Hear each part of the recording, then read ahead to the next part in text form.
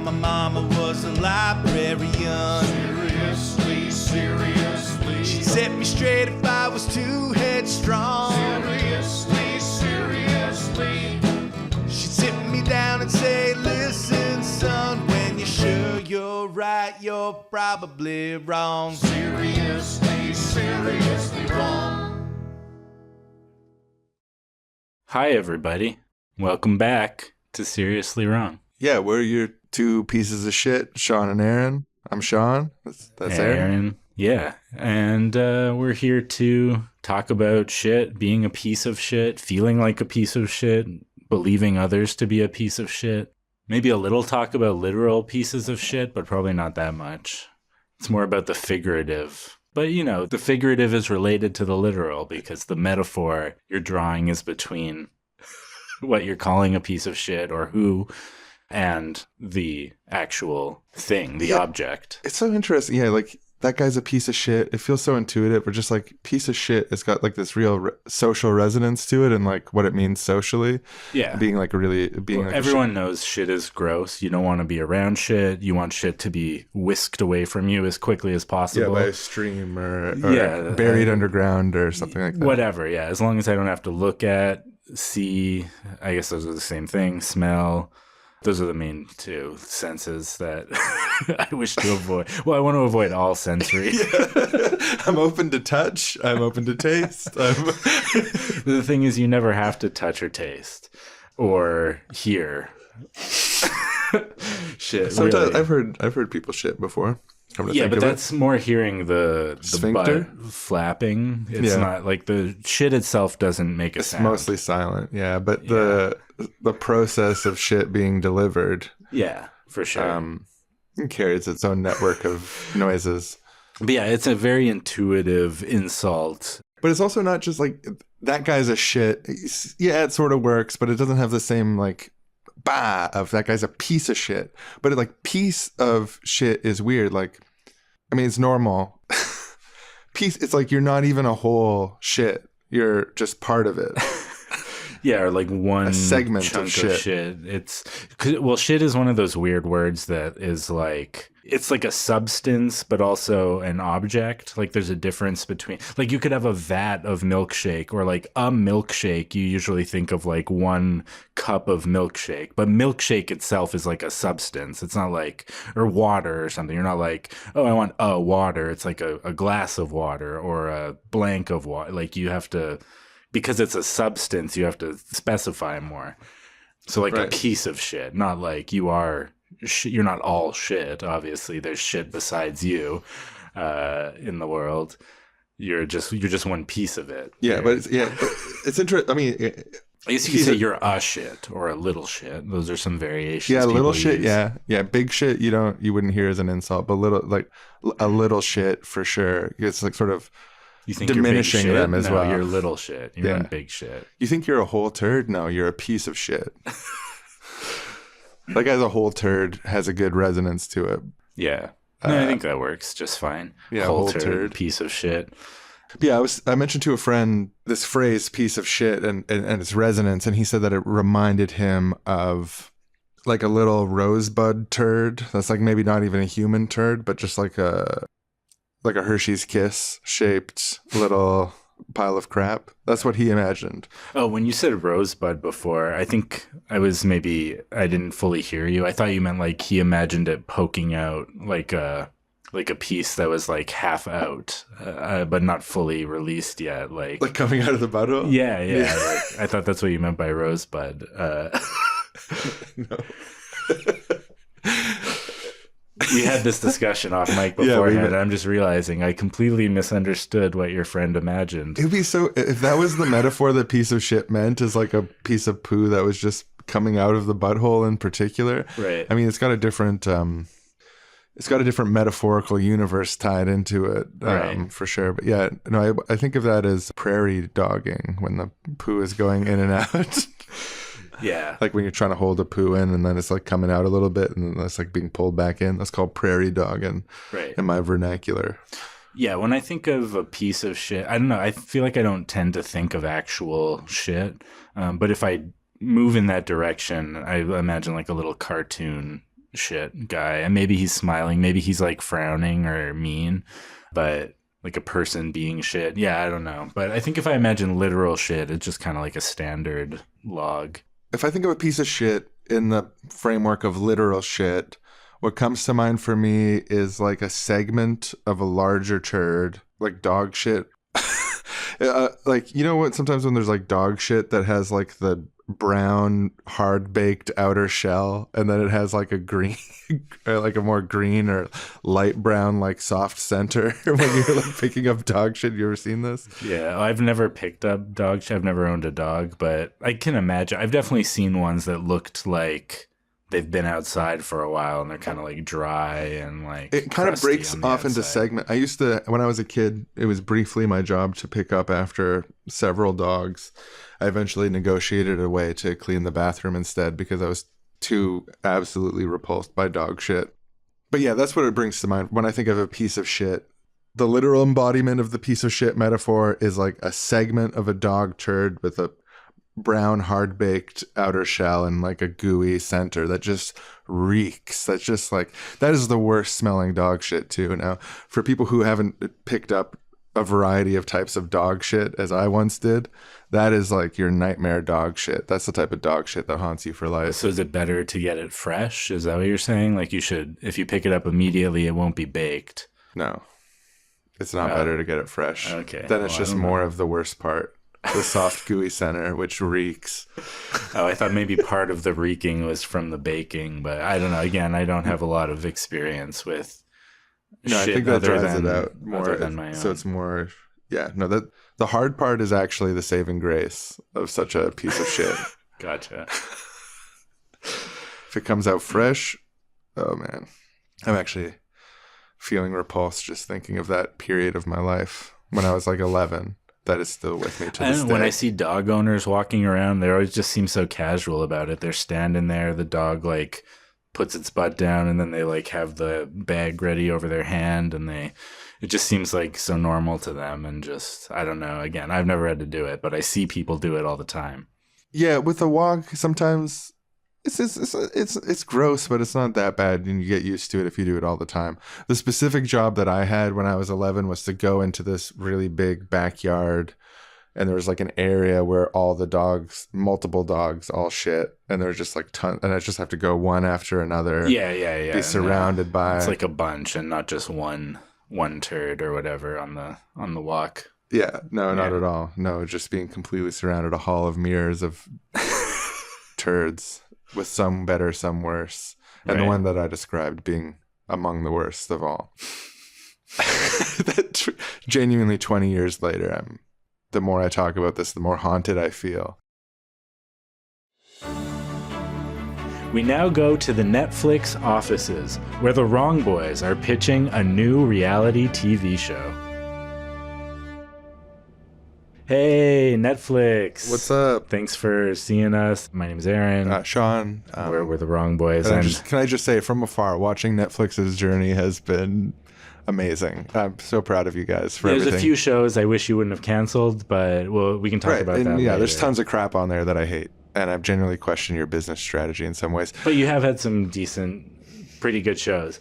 But we're not here to talk about that. We're here to talk about our idea for a great reality show. We think it's perfect for the kind of shit that you have on Netflix. The shit that you've been churning out recently. This is just more of that shit, but like turned up to 11. We think you're going to love it. So it's called Piece of Shit Island. It's a competition reality show where all these contestants we solicit people to sign, like, are you a piece of shit? Then tell us why, you know. We want to collect the country's top pieces of shit and then have them vie week by week in a sort of audience contest reality show to see who is the biggest piece of shit, who is the king of Piece of Shit Island, king or queen, obviously, or monarch. We want to be inclusive here at Netflix to all types of pieces of shit. So people will do videos in the first episode explaining who they wronged, how they betrayed people close to them, or it's exciting stuff. Like, this is visceral TV, right? And Yeah. all these people are pieces of shit and will prove it. Then eventually the competition has a winner and they get $500,000 and they become kink shit. So it opens up piece of shit island. You see this guy in a business suit. He's saying, I'm a corporate accountability lawyer. Decisions I've made at big oil companies have caused thousands to die in immediate industrial accidents and will cause millions to die because of climate change. And I'm also rude to waiters. And I'm here to be king piece of shit. Yeah, yeah. Or you have like, I'm Chris, I'm 24, I'm from Wisconsin. My high school sweetheart got cancer and I abandoned her after making her promises to stay by her side. And people are gonna be like, wow, I hate him. But there's so many people to hate. So that's like, as a viewer, I want that. I want to hate all of them. I don't need heroes. We just think that each piece of shit is hateable on their own rights. And one of them is getting $500,000. That's compelling TV. And we can have some of their victims comment as well. People who have been harmed by them through their work. Yeah, either anonymously, like it could just be a shadow with a voice changer. We love that kind of spooky vibe. Yeah. Or it could, if they want to show their face and directly call them out, that's great too. Could be incorporated in the challenges, like call out, Thomas, you did this to me, you harmed me so much. Yeah, we're thinking a mixture of both psychological challenges like that, where people have to like sort of be ruthless and prove that they're a piece of shit. Yeah. But also more physical challenges like, walking a tightrope over a vat of bubbling shit. I don't know the health and safety on that. It could be fake, but we'll figure it out. We want it to stink for sure. Yeah, it'll stink. Maybe not literal shit, but disgusting to get in your mouth nonetheless. Or maybe we can sterilize shit somehow and still use shit. Right. I don't know. I mean, you would probably know better than us. Yeah, about sterilizing shit. Yeah. Yeah. Or emitting sterile shit into the world. Netflix, we love you. And yeah, so there's betrayal. It's gripping stuff, right? I mean, these are horrible pieces of shit and they're competing through different challenges that are reflecting on the way that they've affected the world. And yeah, and there's going to be a mixture too. There'll be people in there who feel like they're pieces of shit but really aren't pieces of shit, and they'll be exposed as frauds and not real pieces of shit because they're just like blaming themselves for shit that didn't even matter that much in front of everyone. It's going to be hilarious. And yeah, so that's our idea. That's the show. That's the pitch. And we're ready to start shooting as soon as we can get a crew together. Our schedule's open right now. We've got no other projects that have been greenlit. I guess the only question we have for you is, how much money do you want to throw at us for this, and how quickly do you want to start? Yeah, should we start with your basic one season, or should we be thinking about the long term, sort of spin-offs? Yeah, if we greenlight 10 seasons all at once, we can combine production costs on all those. Yeah, that's going to save you a lot of money, and we know this is going to be a big hit because absolutely, I want to watch it, and I'm pitching it. I'm like, I really want to watch this right now. There's a lot of pieces of shit out there, and all of reality is kind of about at least making people look like pieces of shit. Yeah, just cut to the chase, get some real pieces of shit. We understand you need time to talk about it, and you have our numbers, you have our bank account information. You just need to make a deposit. Yeah, don't wait to hear from us. When we see that lump sum, we'll know that it's go time. And that was the Wrong Boys pitching Netflix on a new reality show.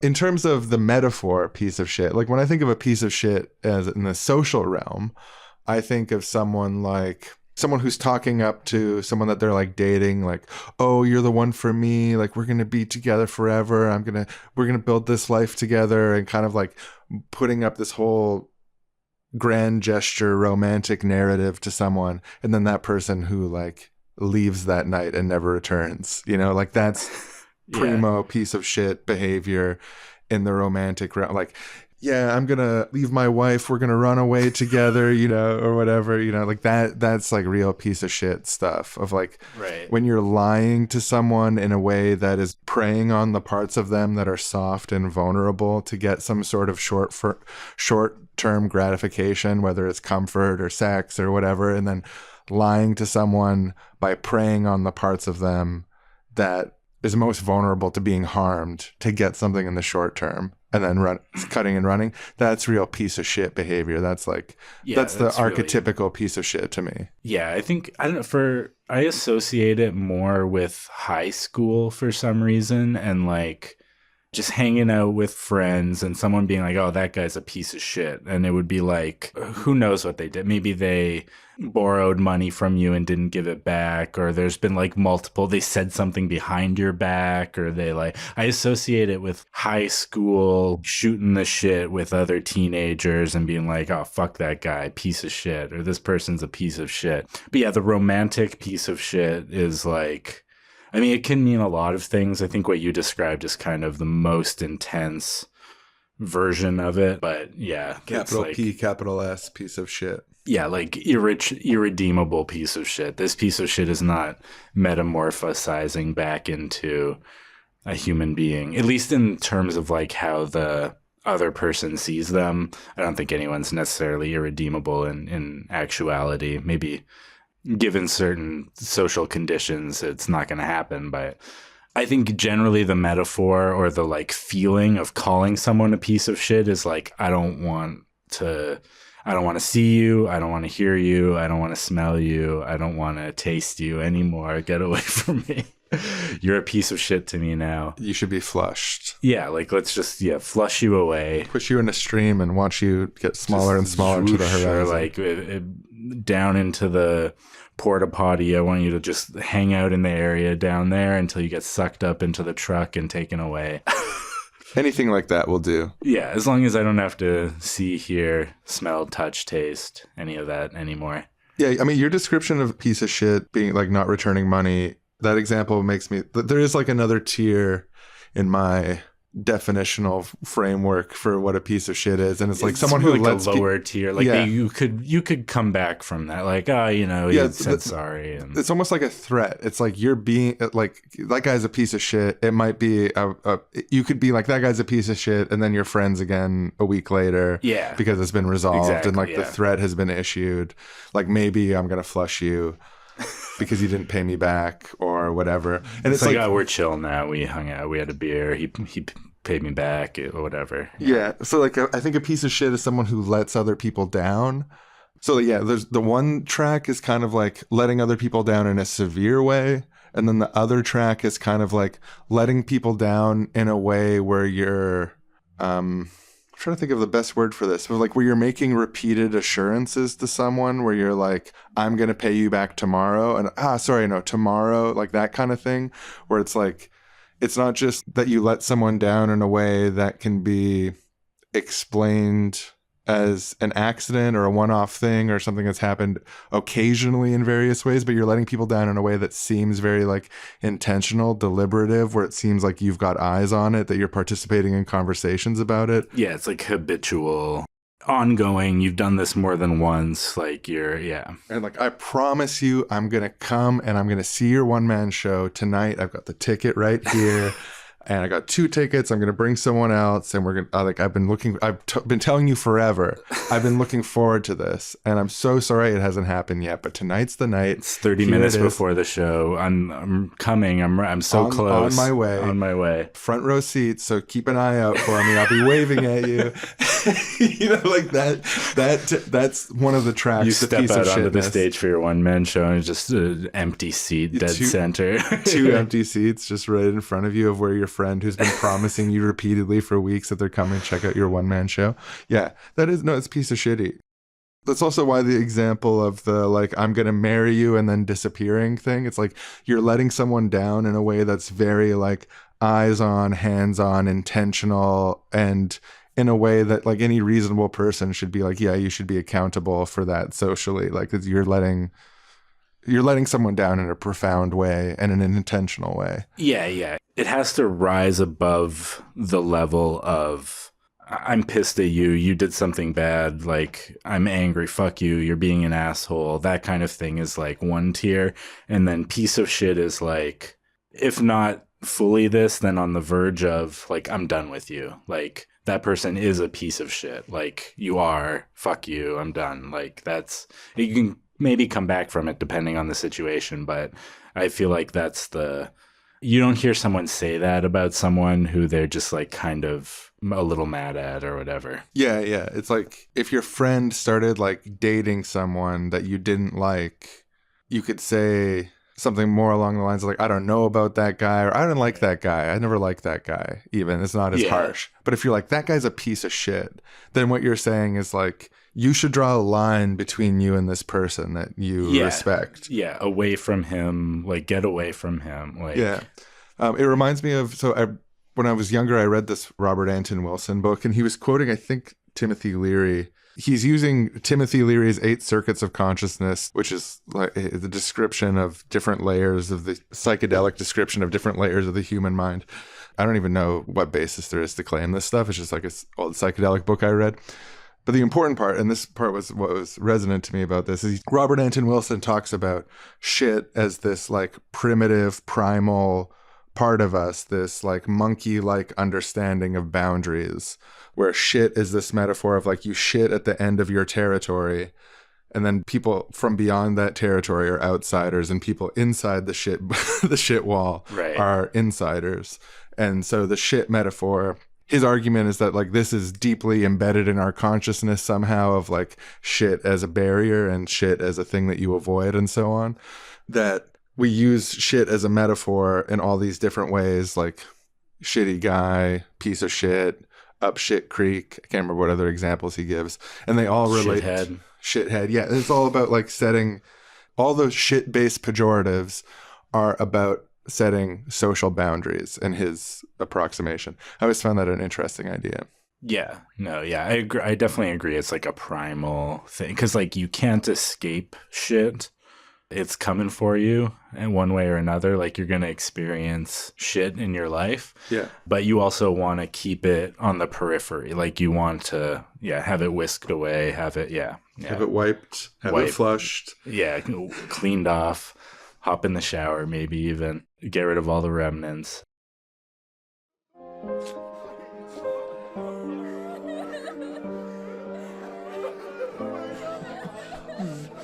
Breakup texts. You absolute piece of shit. You know that I told you my parents prize cleanliness above all else, and you left a literal piece of your own human shit on their toilet seat? Excuse me? This is the most disgusting thing I've ever seen. Sends picture. How could you do this? You're disgusting. You're shit. Fuck. I'm a piece of shit. You're a piece of shit. I didn't even know. That piece of shit looks so tiny. Who cares? It was an accident. Who cares how big the piece of shit is? Why would you even quibble that it's not that big? And I'm supposed to explain to them that you just didn't know? You should be checking. You should be wiping and cleaning properly. And you do shit like this all the time. Frankly, it stinks. I don't deserve to be treated like shit just because I made one mistake. I feel embarrassed. I'm mortified this happened, and now you're just rubbing it in. And I have to warn you, shit that gets rubbed in is a lot harder to clean out. This is getting caked in shit in a way that might never be able to be cleaned if you're not careful. No, what rubbed the shit in was when my mom accidentally sat down on it without looking. And what is this, like, it's never going to be cleaned up? Are you threatening me? Or are you saying that I'm, like, by setting this boundary with you, I'm rubbing the shit in to a way it will never be cleaned? Because that's just disgusting. I'm saying it's shitty for me to get a text like this calling me a shithead out of the blue. There's no checking in with me. There's no thinking of how I'm experiencing this. It's just shitting on me. And yes, I want to grow. I want to stop shitting on the toilet seat by accident sometimes. But you can't shit on me like this. You're being a piece of shit. Look, if you're not going to take responsibility for this, then I don't know what else to do. You can't just spray shit all over my life and expect me to walk around you, cloth in hand, wiping it up for you while you just jaunt along, spraying diarrhea and flecks of shit. And if this is what my life is going to be, being in a relationship with you, then it's over. I'm not cleaning up your shit anymore. Wow, after 7 years, you flush me just like that? This stinks. You know, you think your shit don't stink, but guess what? It does. You know that old saying, the trash took itself out? Well, in this case, I feel like the shit flushed itself. I'm throwing all your shit out on the lawn. Wow, the air smells fresher in here already. Getting rid of all this shit. Stinking up the place. Flushed, gone, goodbye. Find a hole at the edge of our territory to bury you and all your shit in, and I never have to see you again. You can try to wipe me away, but there'll always be specks left behind. And so Roland and Jesse, whose early relationship had been characterized by late nights spent texting one another their deepest feelings and memories, and who'd been planning to purchase a farm together one day, had their dreams of growing old together on the countryside dashed when their relationship became a mess they just couldn't wipe clean. And these were the breakup texts.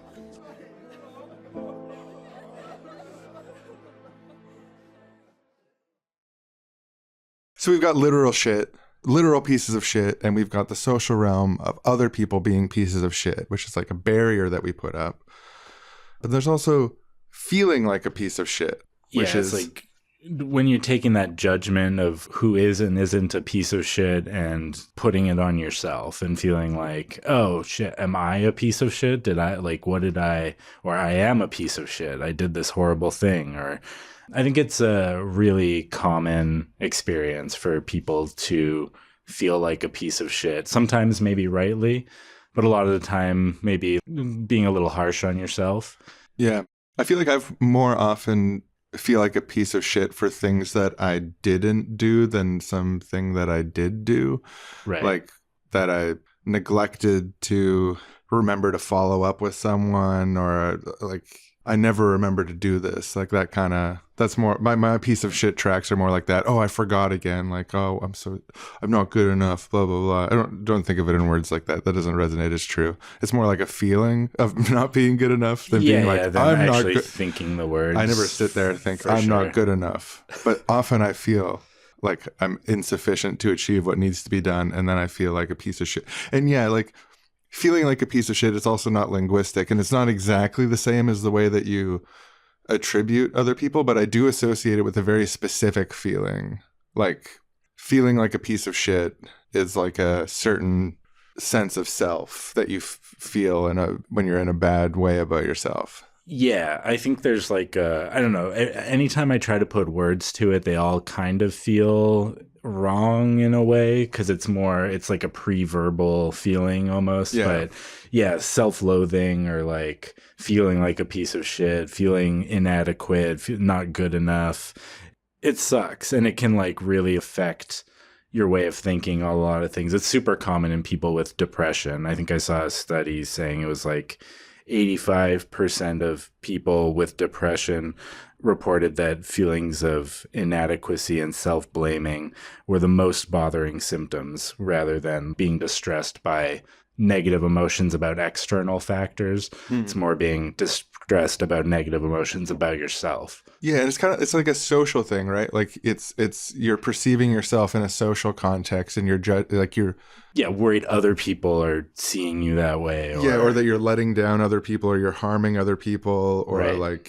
Like for me, I had this sort of journey from being young and being like really into like edgy comedy and stuff, and like and there was there's a couple, I don't think I can name a specific incident right now, but there was kind of a trajectory where as I was getting older, there was times where I felt like a piece of shit because I said something because I thought it would be funny, or I thought it would make everyone happy. Right. And then someone's feelings were hurt. And it's Right. like, oh, that person doesn't want to talk about the fact that they're balding or whatever, you know? Or like, Yeah. Yeah, it just doesn't land. You hurt someone unintentionally, and yeah, you feel like, oh shit, I feel like a piece of shit. Yeah, it's just like a tightness, it's so hard to describe. It's what's that really soft way that Mr. Rogers puts it? Little by little, we human beings are confronted with situations that give us more and more clues that we are not perfect. That's like such a soft and nice way to talk about feeling like a piece of shit when you... Because you do you're unconscious, not that you think, oh, I'm perfect or whatever, but you're just like, I'm a normal person going about my business. I'm doing my best. I'm not trying to hurt anyone. There's no Right. reason for me to, you know, feel bad or feel horrible. Yeah. But then you do something, you're like impatient or something, or you're short with someone or something like that. And then you have that hangover feeling, or you get into a stupid argument on the internet when you like insult someone instead of getting into the details of the argument or whatever, because you felt insulted by what they were implying about people you love or something like that.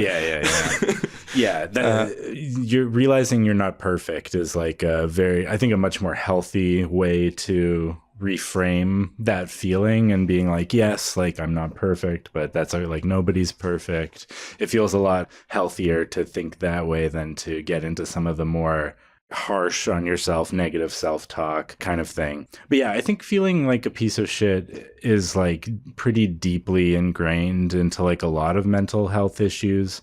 Like I mentioned depression. I also think people with neurodivergent things, ADHD, autism, those kinds of things can end up feeling that way because they're not living up to whatever social societal expectations of them it makes it hard for them to live up to, from having those kinds of things. Like you mentioned, not being on time for things, a lot of the being one thing you feel like a piece of shit about sometimes.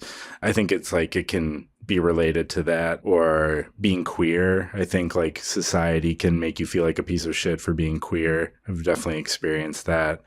And PTSD, trauma, it's like one of the most common things with traumatic experiences is people blame themselves, say that was my fault, like this happened because of me, I'm a horrible person, this wouldn't have happened to like someone who's not horrible like me, whatever, I should have done something differently.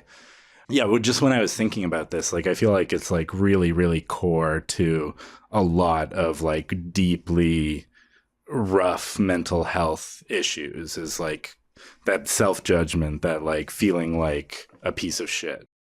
No, and there's stuff too around guilt and like addiction, and people using addictions as a way of escaping. Right. Like they feel bad because that they're letting people down, because that they're a drug user or whatever, so then they turn to drugs as a way to cope with those feelings, and to like so there's like this unvirtuous spiral of mental health and addictions that relates to people not being able to easily ground themselves in a healthy self-conception as someone who's a drug user. Totally. And another thing around this that what you said reminded me of is like, I was thinking about this feeling like a piece of shit, or feeling like you've let people down, or that you're not perfect, you have room to improve, and etc. The reason that we have those feelings at their best is really beneficial. Like it's really useful to notice that you've let other people down unintentionally, and then make strategies to prevent that from happening in the future, so you can be more reliable to people around you and treat people that you want the way that you want to be treated better, by using this as like a guidepost. But then on the other hand, also making people feel like a piece of shit is what abusers do to innocent people. So like we can't use, like abusive systems and abusive individuals use people's sense of like guilt and feeling like a piece of shit against them. So like just feeling like a piece of shit isn't enough to tell you whether or not you need to make a positive change in your life and so on, because there's good and bad reasons to feel like a piece of shit. And this is something that's intentionally, I think, abused. This pathway in people's brains around guilt and self-perception is used by people who are trying to control and manipulate others. Yeah, I think sometimes intentionally and sometimes unintentionally. Like even, I think sometimes abusive people are like so hyper avoidant of their own feelings of feeling like a piece of shit that they externalize everything wrong they did onto other people. So they're like trying to convince you that you're actually the piece of shit and you're the cause of all the problems. Say it's a relationship, like you're the cause of all the problems in the relationship, because they are so like unable to face the fact that they might have done something wrong. Like that feeling of a piece of shit in them is so terrifying that they can't even admit that it's a possibility. I think for some people too, it's like a really binary thing, like that soft Mr. Rogers middle of getting hints that you're not a perfect person, which is narratively, that's a navigable path. It's like they can only unconsciously, they can only think of it in terms of being a total piece of shit, being the fucking lying to someone and then lying to someone that you're going to get married and then running away level piece of shit, or not being a piece of shit at all. And any hint that they're not perfect in some way or that they let someone down in some way, they have the coping strategy of trying to avoid that bad feeling in a way that externalizes and blames and points and stuff. It's a way of like keeping their piece of shit radar at a hard zero unnaturally. I'm perfect all the time. It's just all these people around me are horrible. They're like pieces of shit and just... Yeah, and people rarely say something like that so explicitly, but it does. I think everyone has some degree of halo effect. Like I was just driving down the street and someone started honking at me, you know? Like, what the fuck's wrong with them? Like, that is a layer of our experience. Yeah. I think it's like two sides of the same coin. And like later in some private moment at home, you might be like, fuck, like maybe I'm a terrible driver and like I put people in danger and like I've had a feeling of like a piece of shit of like a little near miss, or like I didn't see someone about to cross the street and you like slam on the brakes. And then later you're just like, I literally could have killed somebody. I would have been a murderer. That's not what murder is. It'd be an accidental kill, manslaughter. But like still you just feel like, what the fuck is wrong with me? Why am I just driving around all willy-nilly, like not even thinking about what I'm doing? Like, yeah, like turning that. It's an interesting because it's like a legitimate thing. Like you should feel bad if you're driving and not paying attention and you almost killed somebody. That's like a horrible thing. You should feel bad. That's like the emotion working properly to like help you course correct. But then at the same time, like it can... It depends how, like, how to process and deal with those feelings can be done in either a healthy, beneficial way or a less beneficial way. I realized when you were talking, I thought of an example of a recent time, like within the last couple months, where I felt like a piece of shit, where I did something wrong. So I'm involved in an organization of volunteers doing political work, and someone sent something that they had done to the group email, and I responded basically saying that there were some issues with it and that we should create a new process to collaborate on it more because... Yeah, some of it wasn't done.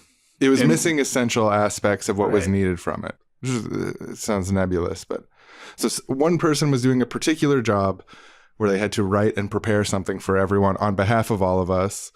And I wasn't happy with how it turned out. I had no issues with... Sincerely had no issues with the person and didn't even think of it in terms of there being any emotions or people involved in that. It was just a very straightforward evaluating something that's going out on behalf of all of us.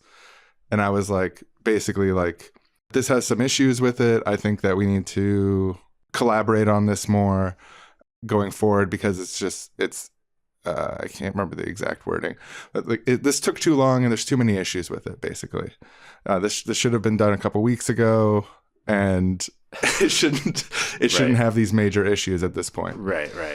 And I felt like it was said in a nice way and so on, and normal, nothing. But that was the message. But it was normal and friendly. And if I had received a message like it, I'd like to think I wouldn't have had my feelings hurt. But someone else on the list was like, whoa, you put this person on blast, like that's not okay, like you should apologize to them. And then I like turned to my partner and I was like, this person's like, this is so stupid, like it's just normal email. And then she's like, well, if someone's saying that, there's probably like something to it. And I was like, oh, like, can you just like, why are you taking their side? You didn't even read the email. Like, just trust me that they're being unreasonable. And then she's like, well, it sounds like maybe there's like an issue. I'm like, ugh. And then like later that day, after more stuff happens, and it's clear that I actually did hurt this person's feelings. And then I had to like come to terms with this awful feeling like creeping up through. The email wasn't that bad. And I still hold the email wasn't that bad, but I wasn't conscious enough of what the impacts could be. Yeah. And then, sometimes like text, if you just straightforwardly saying something, you can read various tones into an email. Yeah. And so then I had to like come to terms with a double piece of shit thing, which is that like, my partner was being a good super ego for me to check myself. And I was like, come on, like, leave me alone. Right. Why is everyone ganging up on poor Sean? So I had to apologize to her. It wasn't like feelings weren't hurt or anything either, but I had to like accept like, oh, you were right. Like there was something to it, or at least there's a perception that there was something to it, which is all that matters in such a thing as people's feelings. And then I had to also go through a process of working out through that. I got this hint that I wasn't perfect, and my first reaction was like, "What the fuck's wrong with everyone else?" It's a normal email. Yeah. And the thing is, I do still hold that it's a normal, like, it's an okay email. It wasn't that bad. It obviously didn't mean anything by it.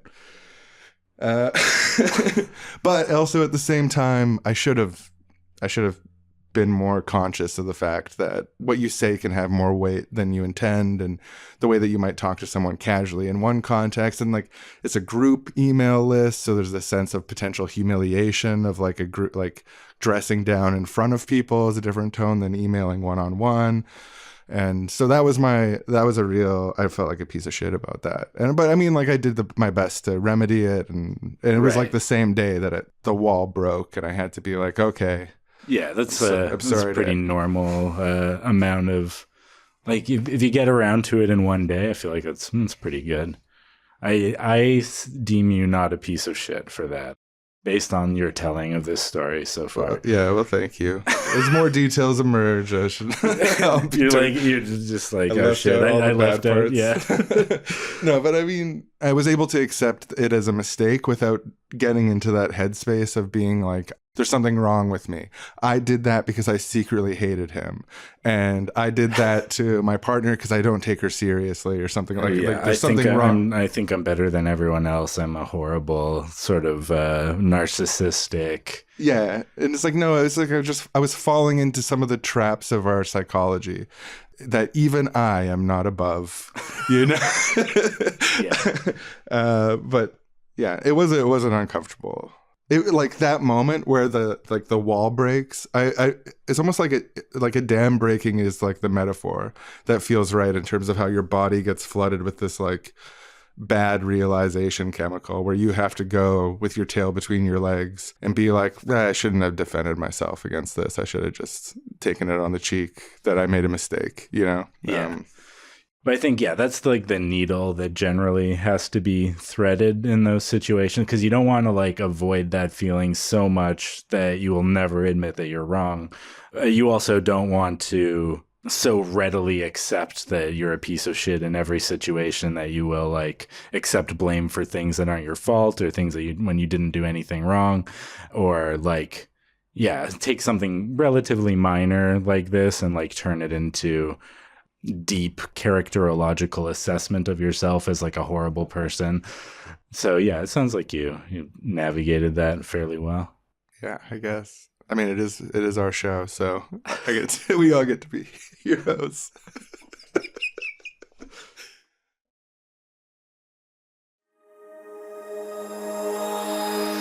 We now go to a new recruit's first day at the marketing agency. Hey, boss. Golly, it's great to be starting this new job. Oh, look at you, bright-eyed and bushy-tailed. What's it? Xenon Group Marketing, here I come. I'm so excited for this job. Your portfolio is incredible. I have a passion for art and for communicating ideas through art, and I think advertising, art director, it's been my dream job.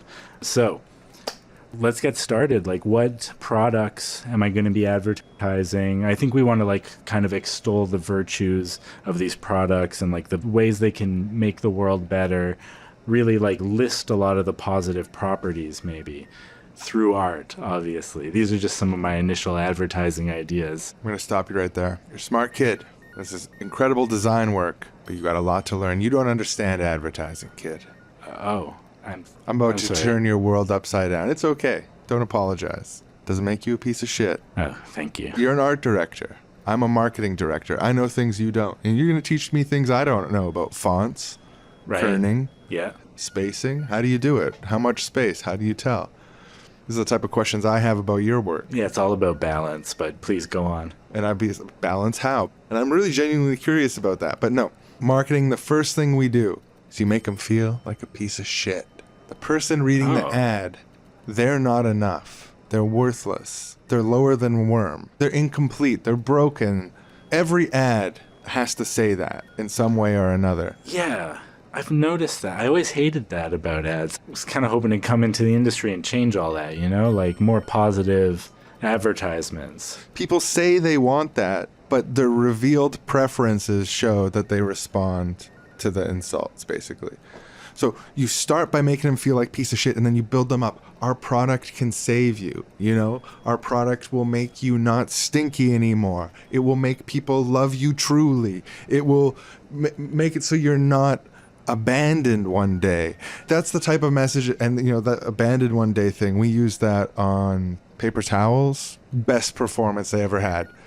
These paper towels, we kind of said in different ways, directly and indirectly, these paper towels will keep you from being abandoned, and the numbers speak for themselves. Do you ever think about, or study maybe, or try to quantify and then calculate the social effects of what you're doing, of like constantly projecting the message that people are pieces of shit at them all the time in order to sell products? Does that, the negative social ramifications of that is why I wanted to change it.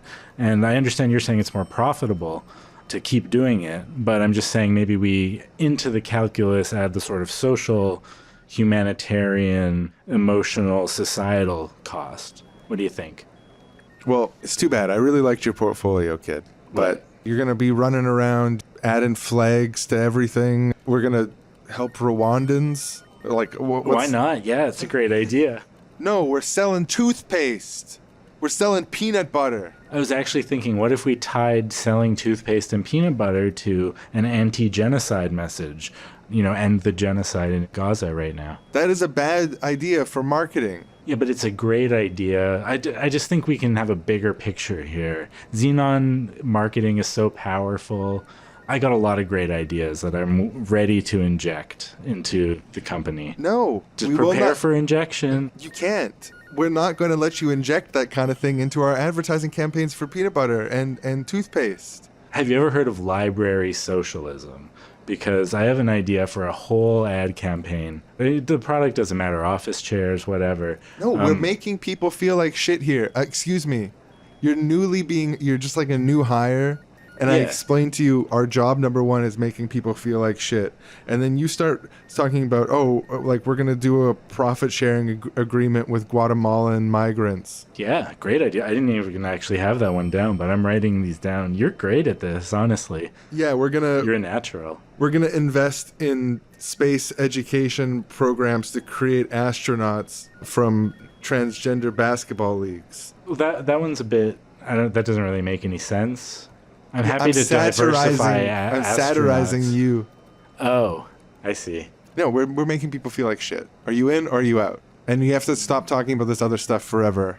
Well, never bring it up again, and then you get to stay. Option 1. Option 2, you go do your thing. You know, whatever. Yeah, see, the thing is, I already quit my other job. If I get fired from this one immediately, I don't know how that's going to look on my CV. So maybe I'll just do it for like a year. I can do that other stuff on my private time. Yeah, your private time. Anonymously, too. Like, don't connect it. Like, we are going to have your name up on the site, so right. We want to not be traced to I guess anything socially. Yeah, and maybe I'll find a more moral advertising company in the meantime. Yeah. It's the marketplace, right? Who knows what you can find out there. Yeah, totally. I mean, yeah. I'm worried about them scooping you, honestly, because there's so much work in that right now. All right, I'll stay on for now. Perfect. Let's go. How do we teach me about making people feel like pieces of shit? So first, let's think the question. What's going to make them feel bad about themselves? Like, how does our product represent the filling of an unquenchable lack? Unquenchable lack. Got it. And that was a newbie's first day at the marketing agency.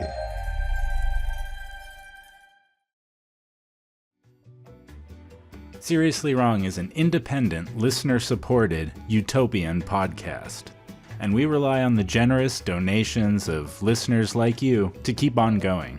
So if you like the show and want to support what we do, head on over to our Patreon at patreon.com/seriouslywrong and sign on up for just $6 a month. That's all we ask is that sweet 6 to keep the lights on and those podcast machines chugging along. We turn down offers from advertisers all the time because our listeners are awesome and they're generous in supporting the show, and advertising is a form of mind poison. And at Sweet 6 will also get you access to our bonus episodes, a Discord server, we run a listener book club and reading group, Yeah, and there's some great stuff there in the bonus episodes. We've got a whole series going over Jordan Peterson's 12 Rules for Life, and there's some wild stuff in that book. We have deep dives into historical topics like the Haitian Revolution, in-depth analysis and sketch world recreations of all 3 Atlas Shrugged movies. We have an episode going over the CIA's Simple Sabotage Manual from the Second World War that is, frankly very illuminating. And Wrong Wars, our new comedy audio drama series. And you also get our episodes before anyone else. Your contribution will help keep Seriously Wrong going for 1,000 episodes. After 1,000 episodes, I don't want to make any promises, but maybe I will. Maybe I'll just make the promise that if we hit 1,000 episodes, there will be 10,000 years of world peace. That's just objectively factual. That's like talking to a doctor. Like, that's what a high level of epistemology we're dealing with. And that's a promise. That's a guarantee.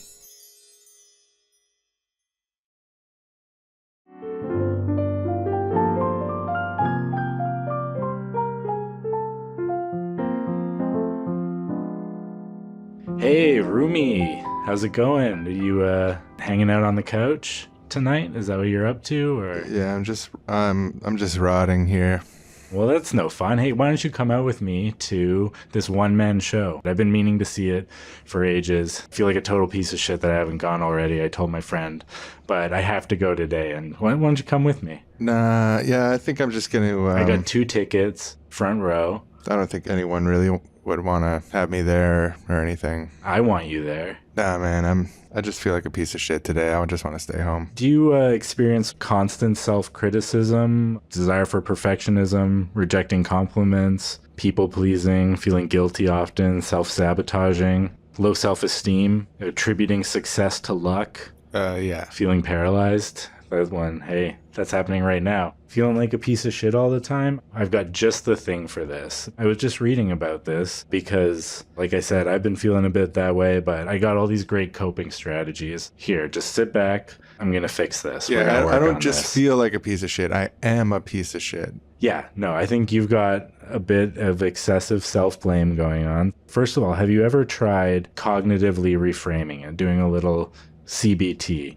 Challenging your negative self-talk in a kind way. Think about, where is this coming from? Oh, this is, maybe I'm just blaming myself because I feel like I have a need to control this situation. Or maybe this emotion that I'm feeling is coming more from my mental health issues, my depression or my trauma, and it's not a real unbiased assessment of myself as like a piece of shit.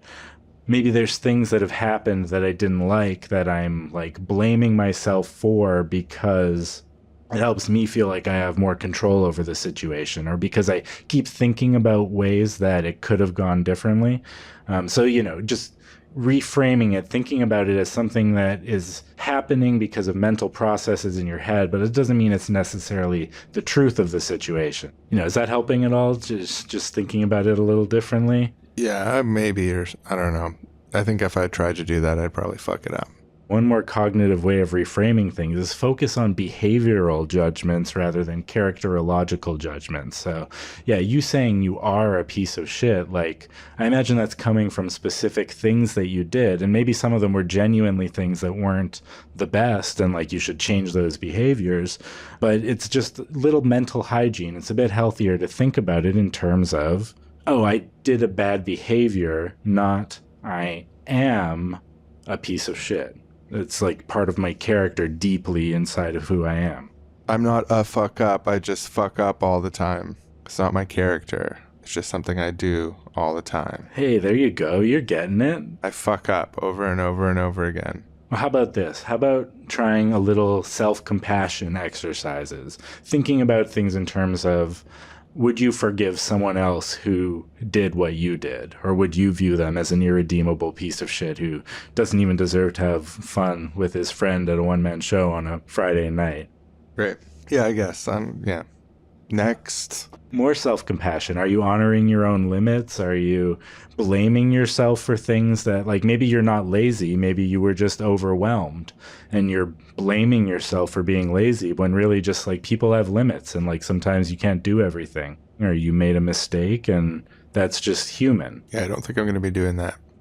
have you ever tried breathing or grounding techniques? Just like simple things like count 4 breath in, count 4 breath out, or like paying attention to your sensory perceptions. What am I like feeling right now? What am I smelling? What am I seeing and hearing? These types of breathing and grounding techniques can really help, especially when the feeling is like acute in the moment, like you're just like caught up in a thought, or it's like you feel it like in your chest and you're like, I feel like a piece of shit right now. That's those sort of like acute moments, I think, is when like a breathing grounding technique and or getting up and going for a walk is a great one in this sort of same realm. It's a way to focus yourself a bit more on an experience rather than these thoughts that you're having. I think one thing that you're not understanding is that it's right to obsessively self-blame if you are to blame for everything. Well, I mean, just logically speaking, nobody's to blamed for everything, but I understand what you're saying, and I do think there's actually an important point to what you're saying. Everything in the which is radius that, of my guilt. Yeah, Not everything. I'm not to blame for I'm to blame for everything in the radius of my guilt. Look, we have guilt for a reason, and maybe there's a lot of things that you feel guilty about, rightly in a sense, but like the amplitude is a bit off. So one way to help with that might be to allow yourself to accept the negative emotions. So if you're just like, okay, I'm feeling guilt right now, you can label it, it's guilt, or I'm feeling shame, I'm feeling embarrassed, I hate myself right now, I feel like a piece of shit. I think that's even a fine way of labeling the emotion, is feeling like a piece of shit. But like, then try to really feel it. What does it feel like to feel a piece of shit? Like, are you feeling something in your body? When you think these thoughts, what does it feel like? And then like, just be like, okay, yeah, I did some things that weren't the best. I made a comment about my friend's one-man show, offhandedly kind of joked about one-man shows in general, and it really hurt his feelings. And even though I apologized for it, right? Sorry, I'm getting personal now. Right. I legitimately feel guilty about that, and that's okay. I'm feeling the guilt right now. So I'm like, okay, you can just feel it. You can bow to it and be like, yes, that's okay. It's okay to feel that. Accepting the feeling is another coping strategy. I'm running out here, so are we? How are you feeling? Is this working? I feel bad for the guy. Let's go to the show. Yeah, you're gonna come with it. It worked. Yeah, the listing off coping mechanisms didn't work yet. Right. Well, I think it's an ongoing process, actually, because one other one, distract yourself. Sometimes if it's okay to distract yourself, especially if you aren't habitually doing it. So let's distract ourselves. Let's go to the one-man show. And there was a secret final coping strategy I didn't tell you about before, because it was the one I was actually sneakily doing on you, which is talk to your friends or family, or talk to someone about it. If it's getting really bad, it could be time to bring in the professionals. Yeah, your friend needs people to go to his one-man show. You hurt his feelings. We got front row tickets. Cool. Yeah, no, I'm happy to help. It'll be my good deed for the day, I guess. Perfect. All right, let's head out. Thank you for sharing that list of coping strategies with me, man. I think even if I don't exactly put them in practice right away or whatever, I think just keep them in your back pocket. Maybe it'll come in handy. It's a nice gesture. I appreciate the gesture. Oh, okay. Yeah.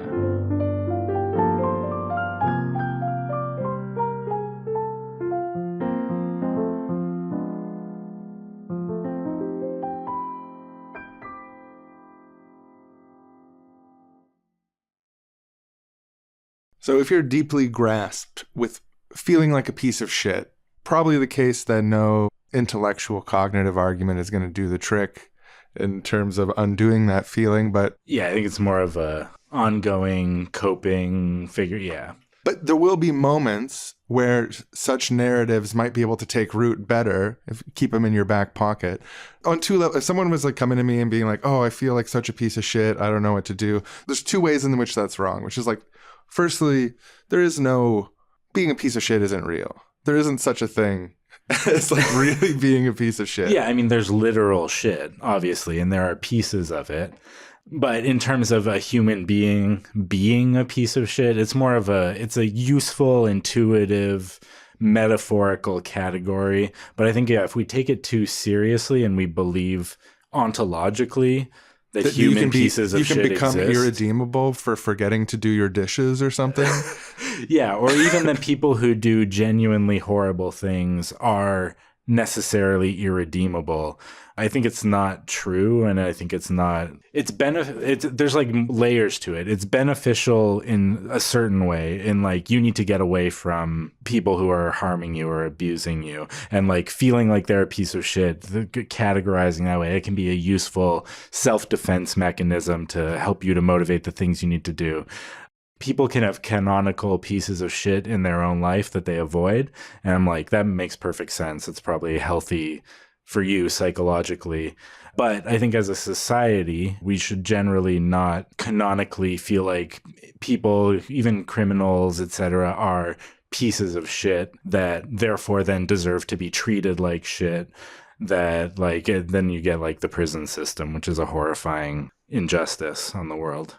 Yeah, and it's interesting, the being treated like shit thing is kind of like the inverse of calling someone a piece of shit. But if someone told me that guy's a piece of shit, so that's why I always treat him like shit, I wouldn't be like, oh, that sounds Makes just perfect sense. It's right? 1 + 1. They are shit. They treat them like shit. Yeah. Treating people like shit is a negative. If someone statement, said, I treat him like a piece of shit because he is a piece of shit, I would be like, I think there's some weird dark rot. There's some resentment under the surface there. Like that's not. Maybe you need to get away from this person, but like if someone is making you feel like you need to treat them like shit, I don't know. Like that's piece of shit behavior potentially. Like it depending on the extenuating circumstances. Yeah, but you got to like, be careful treating people like shit for sure. Yeah, Yeah. and what you're saying about like society's reaction to pieces of shit versus individual reaction, I think is really important. Like we do need to have like people being treated according to like universal standards by institutional systems is really important, and we should strive to have a political system that doesn't place anyone into the category of irredeemable. I think it's objectively wrong. It's also just like really dangerous morally. Yeah, once you allow for that category, then like it's easy to shunt people into it who I don't think anyone deserves it, but who like especially don't deserve it. I think it also just like makes people, it can become like a self-fulfilling prophecy thing where like society starts treating someone like a piece of shit because they did something wrong at a young age or because they've been singled out for some other reason. And so they are more likely to, the classic someone like shoplifts as a kid, gets caught up in the system, starts doing worse crime, is put around other people who are also in this spiral. Like I think the whole treating people like shit institutionally actually creates more piece of shit behavior. So just like functionally, I think it's a bad idea. But I also agree with you that it's like a moral injustice. Yeah, whereas on a personal level, like if someone reaches a threshold for you that you're putting them in the category of an irredeemable piece of shit and you're not interacting with them and you're even warning other people against interacting with them based on your experience, well, that makes a lot of sense to me. Yeah. But a state is too powerful. That's the thing, is the institutions are too powerful to weigh that kind of judgment. The hand is too heavy. The boot is too crushing. You just can't. We'll have to talk more about this later. It's an interesting subject. Yeah. So on one hand, being a piece of shit isn't real. Like you're not at risk of, especially for most people who feel like a piece of shit for like the weirdest little like individual reasons that wouldn't make sense. Like if you said it out loud, you'd feel embarrassed. Yeah, it's more of a feeling in search of a reason than a feeling caused by a specific reason. It's just like, oh, that old like feeling is coming up again, and this thing I did recently is latching onto it, or maybe it triggered it, but it's like the feelings have more to do with like other deeper things that hurt than the specific thing that's triggering it. Yeah. And then the other argument is if being a piece of shit is a coherent category and we want to argue that bad people exist and that there's such a threshold that we can say really they are bad for all intents and purposes to everyone. They've done extremely harmful things. They do so pathologically. To be near them is to be at risk of being a victim of them. There's no way you're in that category. So either being a piece of shit isn't real, or it is real and it's narrow enough that you're safe. Yeah, like we can throw Hitler in there. We can throw serial killers in there. Jeffrey Epstein. Yeah, it depends where you set the threshold limits. But, you know, like You're a lot not of any of those things. A lot of military leaders, a lot of leaders in the time of military conflict are probably in that category just from a political perspective. I mean, people are we're talking about tens of thousands of people dying. You know, Netanyahu's in this category. George W. Bush is in this category. I feel fairly comfortable throwing every American president for decades in there. Yeah, and it depends how you tune the system. But Yeah. it could also include people who are like serial philanderers, if that's how you get your kicks. So you're probably not in that category. If you are in that category, don't tune yours that way. Yeah, I don't think anybody is a piece of shit. I don't think that humans are, but like, I think the people who are most like that, these serial philanderer, Jeffrey Epstein, Hitler, Netanyahu's, are probably the least likely to... I think they probably have a lot of built up internal feeling like a piece of shit that they have a hard clamp down on and that they don't feel. And I'm, psychoanalyzing people I don't know. Obviously, I've never talked to Hitler, but I just imagine that he has very little access to opening up that feeling of self-blame and feeling inside him. So if you're like in touch with that, enough that it affects the way you behave in the world and like you try to right wrongs you did, etc., then like, yeah, take comfort in knowing that I don't think you belong in the category, even in the sort of looser social sense of, sure, like some people, yeah, socially is a piece of shit. Not ontologically, but socially. Now it's time for Wrong Boys Story Time. Hey kids, it's us, the Wrong Boys. Hey kids, yeah. Hey, it's us. What's up? We're going to read you our new story, The Parable of the Piece of Shit. It's a children's book. You might notice the word shit is uncensored. Yeah, get your giggles out now. Yeah, we're going to be saying shit. I get it, kids. It's funny. Mm-hmm. But there's an important lesson here in this story. So it's a family story. So there once was a little piece of shit, and he was so stinky.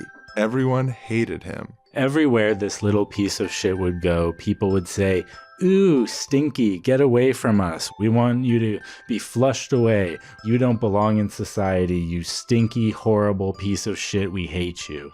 You reek, Mr. Piece of Shit. You're not good enough, Mr. Piece of Shit. We want nothing to do with you, said the people of the town. And the piece of shit felt so bad. Dejected, the little piece of shit wandered away, wondering why he was cursed to have no place in the world. But then, on the wind, a scent. As he was out wandering the fields, the piece of shit smelled something like him. Something stinky, earthy. Sniff, sniff, sniff, sniff, smelled the little piece of shit. What is that? It's repulsive. Not knowing what it was, he walked towards it, following his nose. And then he arrived at a farmer's field that had just been spread with manure.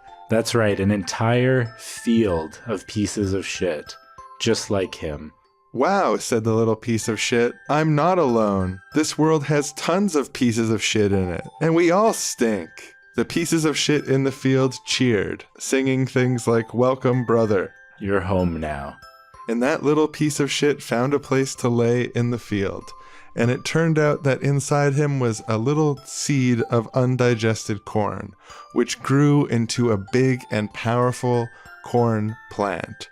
The biggest and most productive corn plant in the whole field. And people from all across the town came to eat corn from that hardy plant. And they said, this corn is so amazing. And they thanked the little piece of shit. They said, "We were wrong about you, for you've produced this delicious corn for us to eat," smacking their lips and chomping with delight. Today shall be known as Piece of Shit Day, said the mayor, corn juice dripping down his chin. This is proof that one piece of shit can change the world.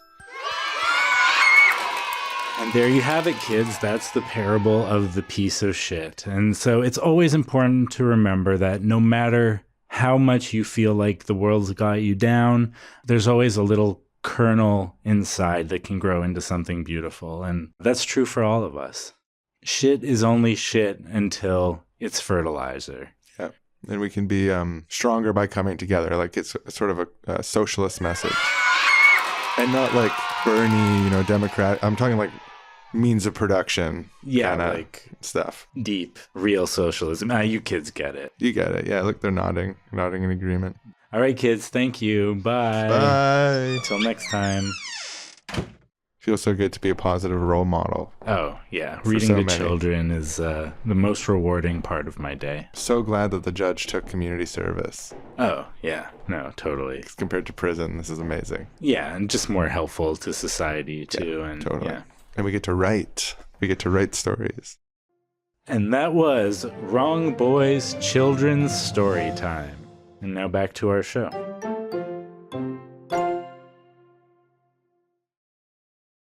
As the great Eugene Debs once said, it's a great quote, but rarely do you hear the whole context outside of the Seriously Wrong podcast.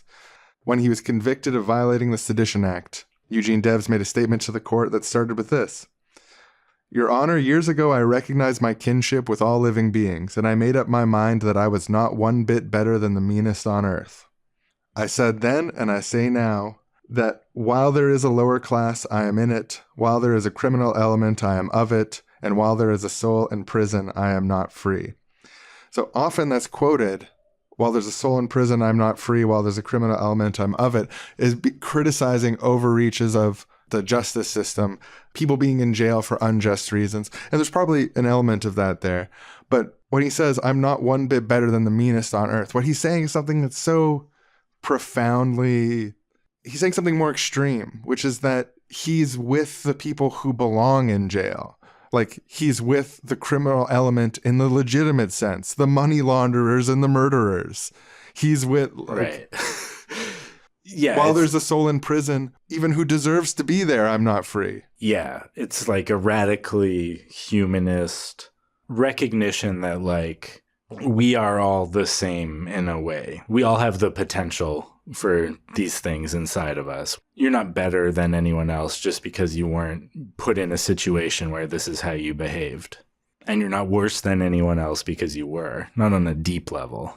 And it's connected with an ecological understanding, a kinship with all living beings, that no one is above or below each other, and you're not above a worm, and you're not above a murderer.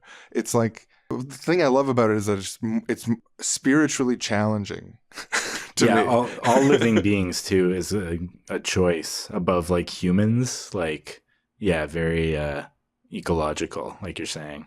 Yeah, so like I don't feel intuitively like this statement it's like extreme. I feel like for I'm me. better than Hitler. Like I just Yeah. I feel like I am. I don't know. Like just at least give me that one, Eugene, please.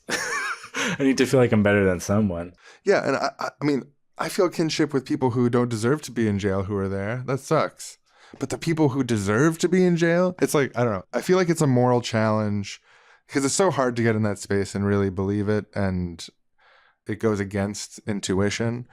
But yeah, it feels like this beautiful... I feel like if you can keep that in mind, if you can remember that as a guiding principle, that it will help you to make more benevolent decisions. Yeah. And I think that's like the heart of it. And I believe in that benevolence as something that is represents the best of humanity. Absolutely. Yeah, I think, I'll make some allowance for having a piece of shit category socially, mentally. You need that to some extent, but you want to keep it pretty narrow. And the reason for that is the benevolence thing. And I think a lot of treating people like shit comes from mistakenly externalizing and feeling like other people are pieces of shit and so therefore deserve to be treated like shit. And so keep that category narrow. So like, don't treat people like shit because people aren't shit. Just as a general statement, people are not pieces of shit. They don't deserve to be treated like shit. Even Hitler, I wouldn't want to treat like shit. I think I'm better than him. But personally, I wouldn't just like go in and like spit on him and be me if I walked into his jail cell or whatever. Even pieces of shit, to the extent they exist, don't deserve to be treated like shit because benevolence is important. That's my final thought, where I feel like I want to leave people. Yeah, I recognize that they're not transcendently, definitionally pieces of shit to all humanity and history forever. But at the same time, there are people that I once knew that I have written off socially forever that I consider to be sort of a piece of shit. But you still shouldn't treat them like shit. Yeah, I wouldn't treat them like shit, and I wouldn't want the government to get involved. Or like yeah.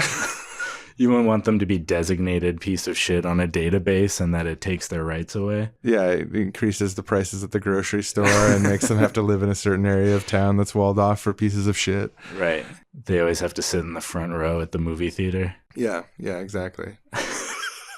So yeah, what do you think out there? Tell us your stories about pieces of shit in your life, if it's not too traumatic, obviously, or feeling like a piece of shit, or ways that you cope with feeling like a piece of shit when you don't deserve it. Like, no, you don't understand. I do deserve it. That's the whole point. I truly am a piece of shit. Please, counseling is a wonderful tool. Sometimes it might be, unless you're like a serial philanderer on the verge of changing your ways forever, and that's what you're thinking. Like, I have been a piece of shit, but I know I can change, and I'm making. That's cool. Like, might be a good reason to have that self-perception. But in general, and for what it's worth, I think on this piece of shit spectrum, like philandering, it's a violation of very personal. It's definitely below serial killer. It's below genocide perpetrator.